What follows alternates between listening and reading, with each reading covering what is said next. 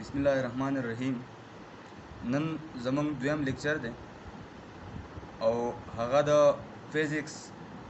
द ब्रांचों यानी द शाहों पे बारे के दे नन बमा दा खबर मंग डिस्कस को ची द फिज़िक्स ब्रांचों कम कम दी खुदागा नमक के ज़ले बैकग्राउंड तरफ तज़मा ची द फिज़िक्स तवली ज़रूरत रा ले ची आगा मंग पे ब्रांचों की तकसीम को नो अवलने खबर अदा दा ची फिज़िक्स की चकला मुतालियात सेवा शू कल मुतालियात सेवा शू डिस्कवरीज वशू मुख्तलिफ किस्म नो नवी नवी डिस्कवरीज के द नवी नवी ब्रांचों मख के रातलो नो दा हगा द वजह ची कम दे फिज़िक्स फर्दर फसकी डिवाइड शो पर शाखों की डिवाइड शो द शार्ट शांति बैकग्राउंड बिया अवलने ब्रांच कम दे द फिज़िक्स अगदे मैकेनिक्स की मंगा स्टडी को पदी के मंगा मोशन स्टडी को द हेवी ऑब्जेक्ट या माइक्रोस्कोपिक ऑब्जेक्ट और द मोशन का स्टडी को नो कार खबर द मोशन कास्ट दे मोशन टूल उमर चिकम दे दा सन पैदा कीगी द फोर्स तो वजन पैदा कीगी मोशन कास्ट ची दे दा टूल उमर से फोर्स नो दा ब्रांच उमंग संगडी पॉइंट को mechanics the branch of physics dealing the study of motion of macroscopic bodies and its cause. Mechanics is the branch of physics. The physics है branch थे चिपा के मंग study को motion study को आप macroscopic bodies. Macroscopic bodies मतलब heavy bodies, गटे bodies चिकम दी. ये तमंग heavy bodies हम लिख ले शु heavy bodies. Heavy bodies macroscopic मतलब तो मैक्रोस्कोपिक मतलब दे हेवी बॉडीज के में घटे बॉडी नहीं चाहिए दागो मोशन स्टडी को और दागो मोशन का स्टडी को काज मतलब तो दा मोशन द सद वजन पैदा कीगी नो मेन खबर है दा मोशन चिरे द सद वजन पैदा कीगी द फोर्स तो वजन नो मतलब दा बजे के मंगा मोशन स्टडी को पर मैकेनिक की द हेवी बॉडीज और द आगा ची कम दे काज फोर्स स्टडी को नो दा आगा ब्रांच दे छिपागा के मंगा motion of the heavy object study को और फोर्स स्टडी को मतलब द मोशन ची दे सद वजन पैदा कीगी दा द फोर्स तो वजन पैदा कीगी बिया ची दे द्वेम दागा ची दे ब्रांच द फिजिक्स आगा दे heat it deal with the nature of heat mood of transfer and effect of heat the heat the physics ha branch the chipa ke mung study ko it deal with the nature of heat the heat nature mung study kai the heat pitrat mung hararat pitrat se biya chide mood of transfer da transfer ki sanga transfer ke dal matlab da kasta sar cherta dalta yo iron दे मिसाल बतौर बनी यो आयरन दे या metal rod दे दा मंग दी हीट कीदू हीट दा आयरन दा रॉड चिकम दे आयरन रॉड द दीज ची दे दा लग साथ पस दा हीट दीज ने दा सरे हम गर्म शी मतलब दा द हीट से ट्रांसफर हो शो द दीज ना दल ततल दा द हीट से दा दे ट्रांसफर हो शो नो पदी ब्रांच के मंग स्टडी को नेचर ऑफ हीट पर स्टडी को द हीट चिकम पितरत दे और बिया दे मूड ऑफ ट्रांसफर देखो मतलब द ट्रांसफर की संगा एन इफेक्ट ऑफ हीट और चिकला द ट्रांसफर शुनु मतलब दा प बल यो बॉडी बानी प यो ऑब्जेक्ट बानी दे असर दे नो पदे ब्रांच के मंग हीट और दागा इफेक्ट और दागा ट्रांसफर के दल द ट्रांसफर मैकेनिज्म स्टडी को चलका मतलब हीट संगा ट्रांसफर की बिया चिदे द्रेम शाख चिदे द फिजिक्स साउंड चिदे द चिश is then sound the sensation of hear sound चिश दे लेवल साउंड लग डिफाइन को द चिदे sensation they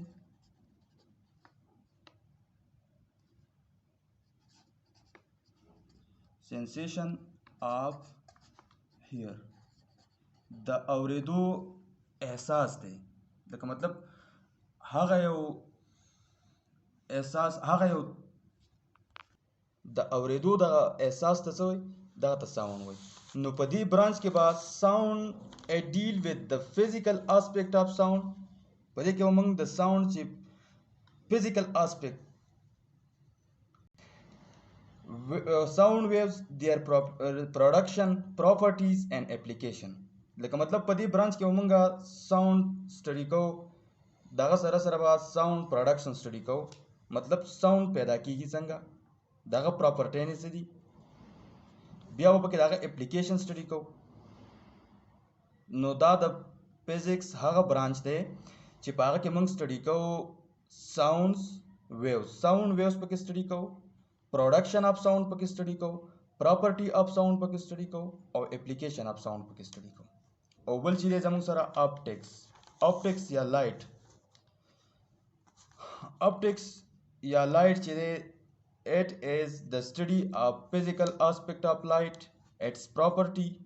working and use of optical instrument light د physics یا optics د physics هغه برانچ دی چې په هغه کې موږ سټډي کوو physical aspect of light its properties working and use of optical instrument په دې کې به موږ light سټډي کوو دغه پراپرټی نه به سټډي کوو او د اپټیکل انسټرومنټ چې دي هغه آلات هغه آلې کوم چې په دې اپټکس کې په دې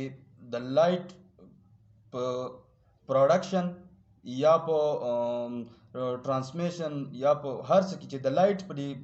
په کم فینامیناز دي چې په دې کې استعمالیږي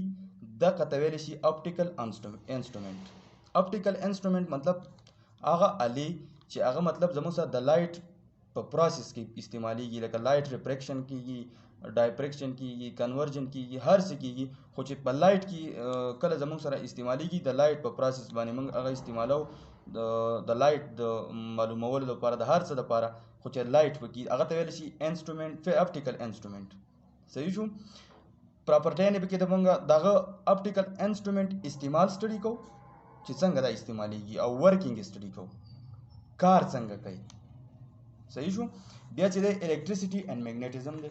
5 نمبر برانچ دی د فزیکس دا الیکټریسيټي اینڈ میګنیټیزم دی الیکټریسيټي او میګنیټیزم چې دی د سټډي اف چارجز ایٹ ریسټ اینڈ ان موشن دا د فزیکس هغه برانچ دی چې په هغه کې به موږ څه سټډي کوو په دې کې به موږ سټډي کوو چارجونه په ریسټ کې چارج مطلب الیکټروسټیټک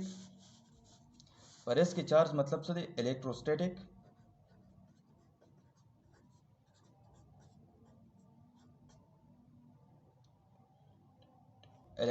به موږ سټډي کوو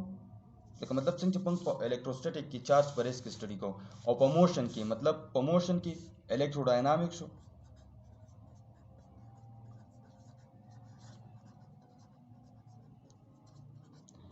نو مطلب الیکټریسيټي اینڈ میګنیټیزم چې دی دا د فزیکس هغه برانچ دی چې په هغه کې موږ سټډي کوو د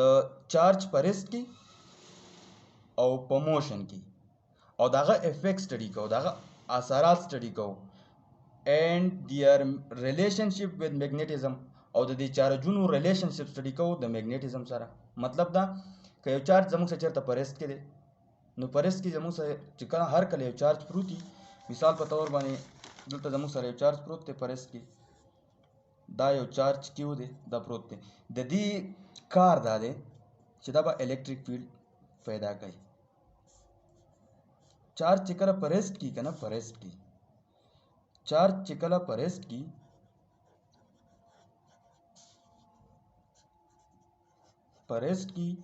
نو دا څه پیدا کوي دا الیکټریک فیلډ پیدا کوي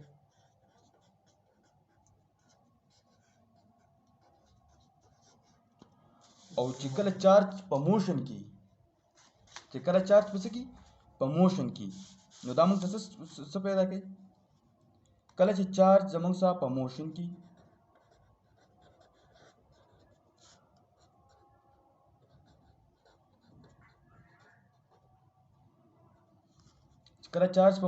نو دا به څه پیدا کوي زموږ سره میګنیټک فیلډ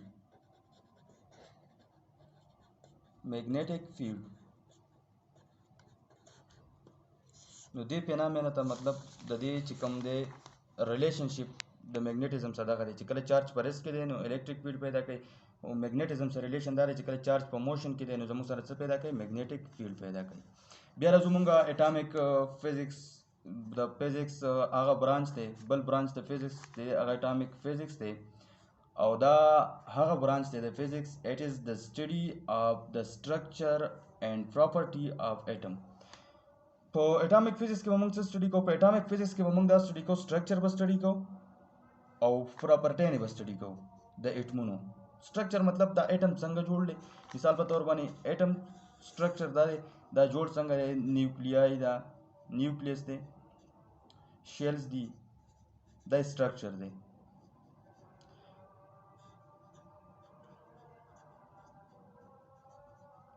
نیوکلیس دی شیل دی دا سټرکچر دی. پراپرټي مطلب دا چې لکه مطلب دا په څه طریقه باندې د اټم پراپرټي څه دي لکه مطلب د دې ریاکشن څه دي د دې بانډ جوړول چې کوم دي دا د دې څه دي د دې پراپرټي نه دي د اټم پراپرټي نه دي. بیا نیوکلیر فزیکس دی د فزیکس نیکسٹ برانچ دی نیوکلیر فزیکس دی. په نیوکلیر فزیکس اٹ ډیل with the property and behavior of nuclei and the particle within the nucleus. په نیوکلیر فزیکس کې موږ څه سټډي کوو؟ په نیوکلیر فزیکس کې موږ نیوکلیای سټډي کوو. نیوکلیای مطلب نیوکلیای نیوکلیس یو ته څه وایي یو د اټم یو ته څه وایي چې دغه یو نیوکلیس ته نیوکلیس وایي، خو د نیوکلیسو مجموعې ته څه وایي نیوکلیای ورته وایي. د نیوکلیسو مجموعې ته څه وایي نیوکلیای. نو مطلب دا په دې کې به موږ نیوکلیای سټډي کوو مطلب د نیوکلیسو مجموعه لکه ډیر نیوکلیس راټول شي نو موږ ته څه 2 3 4 5 دغه شان سیوا دې ته ویلی شي نیوکلیای. نو په دې کې به موږ په نیوکلیر فزیکس کې به موږ څه سټډي کوو؟ نیوکلیای به سټډي کوو، دغه پراپرټي به سټډي کوو، behavior به سټډي کوو او څه به سټډي کوو and the particle within the nucleus. او په نیوکلیر فزیکس کې به موږ د نیوکلیای د پراپرټیانو د بیهیویر سره سره چې په دې نیوکلیس کې دننه څه دي پارټیکل دي دا به هم سټډي کوو. نو په نیوکلیس کې دننه پارټیکل څه په نیوکلیس کې دننه زموږ سره مینلی 2 شیزونه پروټان پلس نیوټران. نو په نیوکلیر فزیکس کې موږ اصل کې د نیوکلیای بیهیویر سټډي کوو، د نیوکلیای پراپرټي سټډي کوو او څه سټډي کوو اصل کې مطلب پارټیکل ود ان د نیوکلیس مطلب پروټان او نیوټران پکې سټډي کوو. لاست برانچ دی د فزیکس هغه ته ویلی شي جیو فزیکس. نو اٹ از د سټډي اف د انټرنل سټرکچر اف د ارث. په جیو فزیکس کې موږ سمپل جیو ویلی شي ارث ته جیو څه ته ویلی شي ارث ته. په دې کې موږ سمپل په ارث کې چې دننه هر څه دي منرلز دي هر څه دي هغه موږ سټډي کوو. په کوم برانچ کې؟ په جیو فزیکس کې. نو اٹ از د سټډي اف د انټرنل سټرکچر اف د ارث. په دې فزیکس په دې برانچ کې موږ د فزیکس په دې برانچ کې موږ څه سټډي کوو؟ د انټرنل سټرکچر اف د ارث پکې سټډي کوو. دا و زمونږ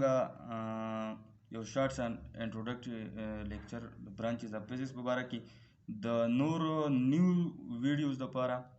داسې انفارمیټیو ویډیوز لپاره زمونږ چینل سبسکرایب کړئ او ورسره if you have any comment then please comment in the comment box. Thank you so much.